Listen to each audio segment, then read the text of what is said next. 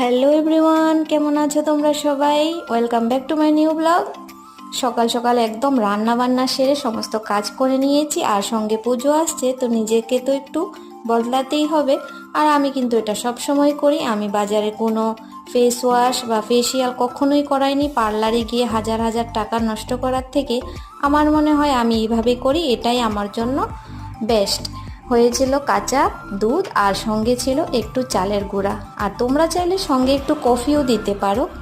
আর এটা লাগিয়ে আমি 10 মিনিট আলতো হাতে স্ক্রাব করে রেখে দিয়েছি। তারপরে একটু ঘর দুয়ার তো সাজাতে হবে, কিছুটা মানি প্ল্যান্ট এভাবে ছোট ছোট করে কেটে একটা গার্ডারের সাহায্যে, একটা আচারের বয়ম ছিল আর ঢাকনাটা নষ্ট হতে সেটা তো ফেলা যাবে না, এটাকে একটু কাজে লাগিয়ে নিলাম। আর দেখতেও কিন্তু অনেকটাই সুন্দর ছিল।